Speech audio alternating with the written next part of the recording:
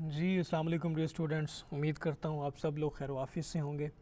हमने past paper series को start किया हुआ था और after some recess and after some relapse हम इसको रिज्यूम करने वाले हैं, रीस्टार्ट करने वाले हैं, क्योंकि आप लोगों के बहुत सारे कमेंट्स आए, बहुत सारे लोगों की मुझे इनबॉक्स आए कि काइंडली इस सीरीज़ को दोबारा स्टार्ट किया जाए। तो इंशाल्लाह मैं इसको रीस्टार्ट कर रहा हूँ और मैं कोशिश करता हूँ कि आप लोग फुली कंसंट्रेट हो के इन सारे लेक्चर्स को सुन रहे होंगे, क्योंकि पास्ट पेपर सीरीज़ को हम जिस तरह से सॉल्व कर रहे हैं, आपको किसी एकेडमी में जाने की कहीं कोई ज़रूरत नहीं है। आप इधर से ही अपनी वन पेपर की जो है ना प्रिपरेशन मुकम्मल कर सकते हैं। तो विदाउट एनी डिले हम अब बढ़ते हैं जी अपने नेक्स्ट क्वेश्चन के ऊपर। और हमारे पास अगला सवाल है जी, 43rd क्वेश्चन है। अब आप देख रहे होंगे कि सर हम बड़ी स्लो पेस में जा रहे हैं, लेकिन आप देखेंगे 43rd क्वेश्चन तक पहुंचते पहुंचते आपके पास नॉलेज का जो वॉल्यूम है वो कहाँ पर पहुंच चुका है। राइट, चलें, सवाल हमारे पास है, world food programme an organisation of the United Nations was created at the behest of. अब आपको पता है कि WFO एक वर्ल्ड फूड प्रोग्राम है जो कि यूनाइटेड नेशंस ने स्टार्ट किया। वो कहता है कि इसका एक्चुअली कमांड किसने दी थी, ऑर्डर किसने दिया था और किसके अहकामात के ऊपर वर्ल्ड फूड प्रोग्राम स्टार्ट किया गया था। तो इस सवाल का जवाब हमारे पास है डी आइजनहावर, जो कि US प्रेसिडेंट था, उसके कहने पे ये प्रोग्राम स्टार्ट किया गया था। अब ये देखें, सवाल एक है, लेकिन हमने इसको एज ए टॉपिक डील करना है। जब एज ए टॉपिक डील करेंगे तो हम देखेंगे कि इसमें एक्चुअली मज़ीद क्या सवालात बन सकते हैं जी। आपको पता है कि फूड एंड एग्रीकल्चर ऑर्गेनाइजेशन बनी थी 16 अक्टूबर 1945 को। 16 अक्टूबर को फूड डे भी मनाया जाता है। और आपको पता है कि हेल्थ WHO बनी थी 7 अप्रैल 1948 को, इसलिए 7 अप्रैल को वर्ल्ड हेल्थ डे भी मनाया जाता है। अब यहाँ पे हमारे पास चंद इम्पॉर्टेंट पर्सनालिटीज़ हैं, उनको हम डिस्कस करेंगे। उनको डिस्कस किए बगैर ये सवाल इनकम्प्लीट है। डी आइजनहावर है, जॉन एफ कैनेडी है और किसिंजर। यहाँ तक आते आते आपने यूथांट का पता चल गया आपको, ये आपने पहले पढ़ लिया कि यूथांट कौन था, सेक्रेटरी जनरल था जी UN का। इस पे मज़ीद बात करने की ज़रा भी ज़रूरत नहीं है। बाकी जितने हमारे पास सवाल हैं, बाकी जितने पर्सनस यहाँ पे डिस्कस हुए हैं, उनके ऊपर हम लाजमी थोड़ी थोड़ी बात करेंगे जी। देखें, डी आइजनहावर पे जब हम बात करते हैं तो इसका पूरा नाम था ड्वाइट डेविड आइजनहावर, जो कि 34th प्रेसिडेंट था। ये इंपॉर्टेंट नहीं है कौन सा प्रेसिडेंट था, US का प्रेसिडेंट था ये 1953 से 1961। ठीक है, 53 से 61 ये प्रेसिडेंट रहा जी US का। और ड्यूरिंग कोल्ड वार 2, जब ड्यूरिंग वर्ल्ड वार 2 जो कि 1939 से शुरू हुई और 1945 में जाके एंड हुई, ये सुप्रीम कमांडर था allied expeditionary forces in Europe. अब इसमें याद करने वाली बात ये है कि ये he was general of the army. ये पहले US के अंदर एक जनरल था, फिर उसके बाद इसको प्रेसिडेंट बना दिया गया। ठीक है, और इन 1957 सोवियत यूनियन ने लॉन्च किया था स्पुतनिक। 4 अक्टूबर 4 अक्टूबर 1957 में एक स्पेस मिशन था जो फॉर द फर्स्ट टाइम भेजा गया था 4 अक्टूबर 1957 के अंदर। तो आपको पता है कि ये एक कंपटीशन चला हुआ था, मिलिट्री कंपटीशन था, एयर कंपटीशन था, स्पेस कंपटीशन था US और USSR के दरमियान। तो सोवियत यूनियन ने जब स्पुतनिक 4 अक्टूबर 1957 को भेजा, तो आइजनहावर ने कहा कि हम भी जो है वो स्पेस के अंदर अपनी कुछ ना कुछ सुप्रीमेसी कायम करें। तो उसने नासा इस्टेब्लिश किया था, national aeronautics and space administration, 1958 के अंदर। अंडरस्टैंड? तो ये बात आप लोगों ने याद रखनी है। ये वो टाइम था जब कोल्ड वार जो थी वो अपने पीक पर थी। अब आप कहेंगे जी कि ये कोल्ड वार क्या होती है, ये कुछ सर्द जंग क्या होती है। अब कोल्ड वार ये नहीं है कि वो सर्दी में लड़ी गई थी या ठंडे मौसमों में लड़ी गई थी। कोल्ड वार एक्चुअली ये थी कि कोल्ड वार हम उस जंग को बोलते हैं जहाँ पे दो हरीफ आपस में डायरेक्ट कॉन्फ्रंटेशन नहीं करते, बल्कि प्रॉक्सीज़ के ज़रिए एक दूसरे को नुकसान पहुँचाने की कोशिश करते हैं। तो ये क्या है जी, इसको हम बोलते हैं कोल्ड वार। और कोल्ड वार स्पेसिफिकली हम US और USSR के कॉन्टेक्स्ट में बोलते हैं कि ये जो जंग थी एक्चुअली ये कॉन्स्पिरेसीज थी एक्चुअली US और USSR के दरमियान। ठीक है, और आप यूँ कह लो कि जो US था वो सपोर्ट कर रहा था कैपिटलिस्ट वेस्टर्न ब्लॉक को, जबकि USSR जो है वो कम्युनिस्ट ईस्टर्न ब्लॉक को सपोर्ट कर रहा था, which began in the aftermath of Second World War and ended with the dissolution of Soviet Union in 1991। और तो आपके पास ये जो कोल्ड वार स्टार्ट हुई थी, ये वर्ल्ड वार सेकंड के बाद स्टार्ट हो गई। आपको पता है कि बाईपोलर वर्ल्ड बन गई जी। रशिया ने कहा कि मेरी सुप्रीमेसी को तस्लीम किया जाए, US ने कहा जी हमारी सुप्रीमेसी को तस्लीम किया जाए। तो इसलिए इन दोनों के दरमियान एक दूसरे को गिराने में वो लग गए। बिल आखिर ये कोल्ड वार ख़त्म हुई जब सोवियत यूनियन का इख्तिताम हुआ, जब वो उसकी डिसइंटीग्रेशन हो गई 1991 के अंदर, दिसंबर 1991 के अंदर। फिर उसके बाद यूएसएसआर या सोवियत यूनियन सिर्फ़ और सिर्फ रशिया बन के रह गया। और याद रखिए कि जब यूएसएसआर टूटा था तो उसके जो प्रेसिडेंट थे उनका नाम आप लोगों ने इसमें लाजमी याद रखना है, ठीक है। और उनकी जो पॉलिसीज़ थी पेरेस्ट्रोइका, और वो भी आप लोगों ने लाजमी इसमें याद रखनी है। कमीशन अक्सर इन दोनों सवालों के ऊपर कुछ ना कुछ किसी नए एंगल से सवाल पूछ लेता है। अब इसी कोल्ड वार को अगर हम कंटिन्यू करें तो हम इसमें देखते हैं कि कोल्ड वार के अंदर जो उनका कंपटीशन था वो न्यूक्लियर वेपन्स में था, ठीक है। उसके अलावा स्पेस रेस में था, जैसे बात हो चुकी है, और एस्पाइनेज। अब एस्पाइनेज बोलते हैं हम जासूसी करने को, मतलब कि अपने हरीफ मुल्क को देखना कि उसकी मिलिट्री पावर कितनी स्ट्रॉन्ग है और उसकी दूसरी जो है वो स्ट्रेटिजिक पावर्स कितनी स्ट्रॉन्ग हैं, और प्रोपोगंडा कैंपेन्स करना। अब एस्पाइनेज के हवाले से कमीशन एक सवाल पूछता है, वो पूछता है 1960 के अंदर एक U2 इंसिडेंट हुआ था, 1960 में U2 इंसिडेंट। अब U2 क्या था? एक स्पाई प्लान था, एक जासूस, उनके पास एक त्यारा था छोटा सा, इसके पास, यूएस के पास। तो कहा जाता है कि पेशावर से इस U2 स्पाई प्लान ने उड़ान भरी और ये एस्पोनेज कर रहा था, इंफॉर्मेशन इकट्ठी कर रहा था, जासूसी कर रहा था सोवियत यूनियन की हदूद के अंदर। तो सरफेस टू एयर मिज़ाइल, जब सोवियत यूनियन ने सरफेस टू एयर मिज़ाइल के ज़रिए उसको गिरा दिया इस U2 स्पाई प्लेन को, और उसका जो पायलट था गैरी पावर्स, वो पैराशूट लगा के नीचे उतर आया। फिर फाइनली इसको 7-8 साल की सज़ा भी हुई थी। फिर इसको एक्सचेंज कर लिया गया था वो उनके एक और मिलिट्री कमांडर से, यूएस से। और सोवियत यूनियन ने उस वक्त पाकिस्तान को बहुत बड़ी धमकी लगाई कि आइंदा के बाद अगर आपकी स्पेस को, आपकी जगह को, आपकी बेसिस को इस्तेमाल किया गया रशिया के ख़िलाफ़, सोवियत यूनियन के ख़िलाफ़, तो इसका हम जो है ना आपको भरपूर और मुंह तोड़ जवाब देंगे। और फाइनली फिर पाकिस्तान ने सोवियत यूनियन को इसके ऊपर एक ऑफिशियल अपॉलॉजी भी की थी कि आइंदा के बाद हमारी स्पेस को आपके ख़िलाफ़ कभी इस्तेमाल नहीं किया जाएगा। इसको 1960 U2 इंसिडेंट भी बोलते हैं, U2 स्पाई प्लान, एक्चुअली ये सारा मामला था।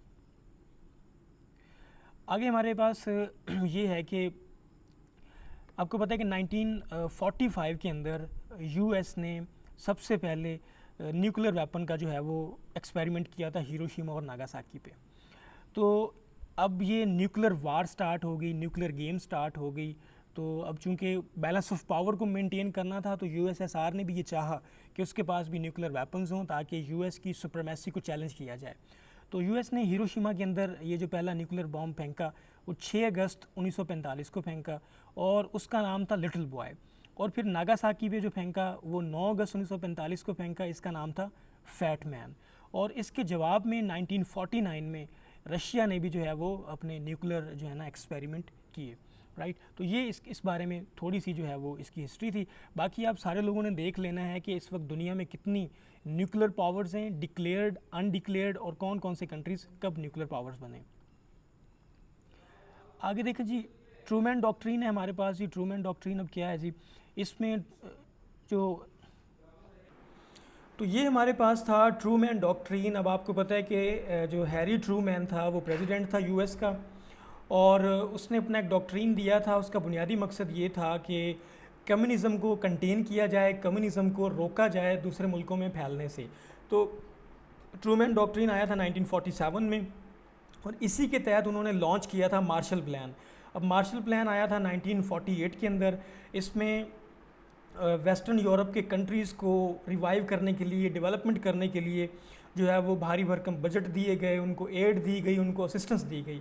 इसको बोलते हैं मार्शल प्लान। और मार्शल प्लान आया था ट्रूमैन डॉक्ट्रिन के बाद, ठीक है। और फिर आपको पता है कि मिलिटरली अपने आप को स्ट्रॉन्ग करने के लिए यूएस ने नाटो बनाया जी, NATO, North Atlantic Treaty Organization, जो कि 1949 में बना था, ठीक है। और इसके जवाब में आपको पता है कि सोवियत यूनियन ने बनाया था वारसा पैक्ट।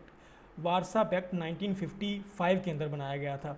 तो नेटो भी एक मिलिट्री अलाइंस था, और वारसा पैक्ट जो कि 1955 में बना, ये भी एक मिलिट्री अलाइंस था, राइट। फिर उसके बाद आपको पता है कि कोरियन वार हुई थी 1950 से 1953।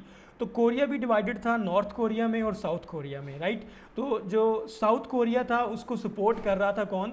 उसको सपोर्ट कर रहा था यूएस, और नॉर्थ कोरिया को सपोर्ट कर रहा था जो है वो उस टाइम यूएसएसआर, क्योंकि इधर भी कैपिटलिस्ट की जंग थी और जो है वो कम्युनिस्ट की जंग थी एक्चुअली। तो कैपिटलिज्म को सपोर्ट करने वाला कंट्री यूएस था, और कम्युनिज्म को सपोर्ट करने वाला कंट्री जो है वो कौन सा था जी, यूएसएसआर था, union of Soviet socialist Republic. ठीक है जी। उसके बाद आपको पता है कि ये सारी चीज़ें इनको आपने खुद से पढ़ लेना है, इसमें कुछ ज़्यादा इंपॉर्टेंट नहीं है। फिर आपको पता है कि क्यूबा के अंदर रेवोल्यूशन आया था, कब जी, क्यूबा के अंदर रेवोल्यूशन आया था 1959 के अंदर, और फॉर द फर्स्ट टाइम यहाँ पे कम्युनिस्ट गवर्नमेंट जो है वो क्या हुई थी, इंस्टॉल हुई थी, और फिदेल कास्ट्रो जो था वो यहाँ पे प्रेसिडेंट बना। और फिर आपको पता है कि जब यहाँ पे अब क्यूबा एक्चुअली यूएस के बिल्कुल साथ था, तो यहाँ पे कम्युनिस्ट गवर्नमेंट बन गई, तो डेफिनेटली वहाँ पे यूएसएसआर की सुप्रीमेसी होगी, उनको सपोर्ट होगी। तो ये कहा जाता है कि 1962 में क्यूबन मिसाइल क्राइसिस हुआ, जो कि कहा जाता है कि यूएस ने जो है वो यूरोप के अंदर अपने मिसाइल्स लगाए, और उसके जवाब में सोवियत यूनियन ने क्यूबा के अंदर अपने मिसाइल्स जो हैं वो इंस्टॉल किए, ताकि अगर कहीं जंग होती है तो यूएसएसआर ने कहा कि हम क्यूबा से यूएस को अटैक करेंगे, और यूएस ने यूरोप के अंदर मिसाइल इस वजह से इंस्टॉल किए कि हम यूरोप से बैठ के रशिया को, सोवियत यूनियन को क्या करेंगे, अटैक करेंगे, राइट। फिर आपको पता है कि वियतनाम वार हुई थी 1955 से 1975 में, जो कि एंड हुई थी पेरिस पीस अकॉर्ड्स के ऊपर। तो ये सारी की सारी अब क्या चल रही है, कोल्ड वार चल रही है, इसको आप लोगों ने अंडरस्टैंड करना है, राइट जी। अब यहाँ पे क्या होता है जी, यहाँ पे एक मज़ीद चीज़, इन सारी चीज़ों को आपने अब खुद से पढ़ना है, ठीक है। जो मोस्ट इंपॉर्टेंट चीज़ है वो मैं आप लोगों के साथ डिस्कस कर रहा हूँ। यहाँ पे एक आया जी डिटेंट। डिटेंट का मतलब ये होता है कि जब दो राइवल फोर्सेस आपस में बहुत ज़्यादा लड़ रही हों, उन हॉस्टिलिटीज़ को कम करने के लिए, उस जंग की शिद्दत को कम करने के लिए जो इक़दाम किए जाते हैं उनको हम डिटेंट बोलते हैं, ठीक है। और ये फाइनली 1972 के बाद डिटेंट की पॉलिसी आई कि जो हॉस्टिलिटीज़ हो रही हैं यूएसएसआर और यूएस के दरमियान, इसको थोड़ा कम किया जाए, ठीक है। और फिर आपको पता है कि 1979 में जो रेवोल्यूशंस आए निकारागुआ के अंदर और ईरान के अंदर, आपको पता है ईरान का जो है इनकलाब वो 1979 में आया, इस्लामी इनकलाब आया।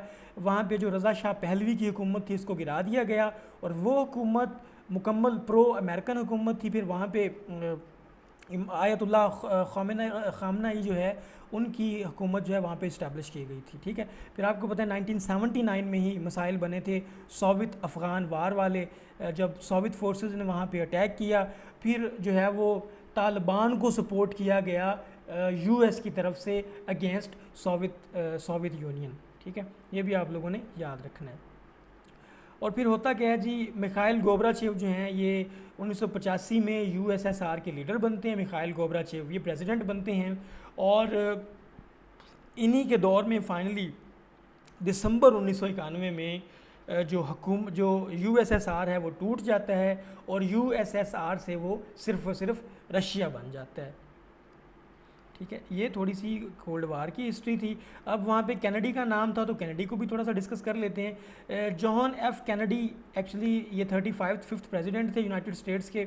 1961 से 1963 तक इसने सर्व किया, और 1963 में इसको ऑफिस के अंदर कत्ल कर दिया गया। और ये इसमें याद रखना ये ज़रूरी है कि ये थे जी रोमन कैथलिक, ये एक रोमन कैथलिक था, इसको जो है वो कत्ल कर दिया गया। और ये यंगेस्ट इलेक्टेड प्रेसिडेंट था, 43 ईयर्स की एज में इसको इलेक्ट किया गया था, ठीक है। और ये उस वक्त आया था जब कोल्ड वार अपनी पीक पे थी, कोल्ड वार मैंने बता दिया। और उसके बाद क्यूबा मिसाइल क्राइसिस वो भी इसी के दौर में हुए थे, ये भी आपने याद रखना है। और कैनेडी मोस्ट रिसेंट प्रेसिडेंट है जिसको ऑफिस में, मतलब कि जब वो प्रेसिडेंट था तब उसको कत्ल कर दिया गया। इससे पहले इब्राहिम लिंकन को भी कत्ल किया गया था।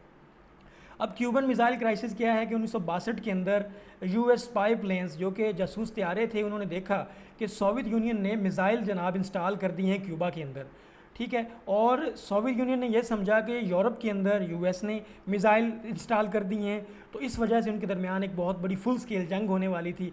लेकिन जो है वो जॉन एफ कैनेडी और यूएसआर के प्रेसिडेंट ने मिलके उस जंग को जो है वो बिलाखिर रोक दिया किसी तरह से, ठीक है।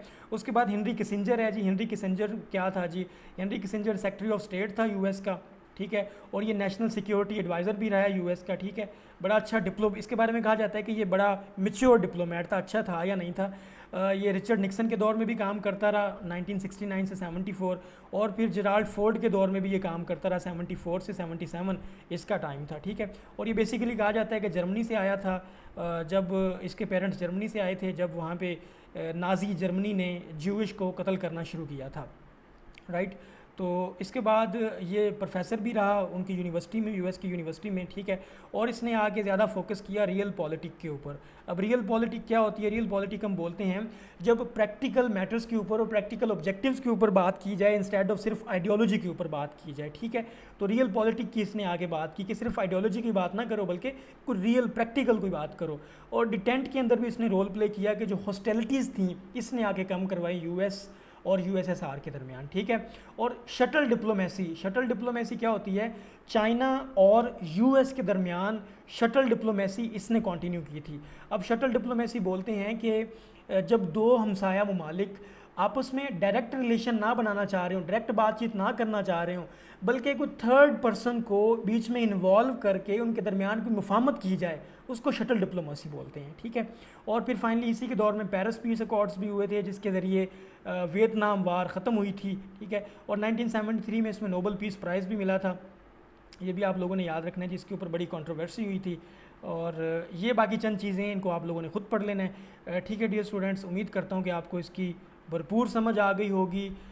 हमने कुछ भी एक्स्ट्रा इसमें कवर नहीं किया, सारी टू दी पॉइंट चीज़ें थी। कोशिश करें इनको याद करें, रिवाइज़ करें। मे अल्लाह ब्लेस यू।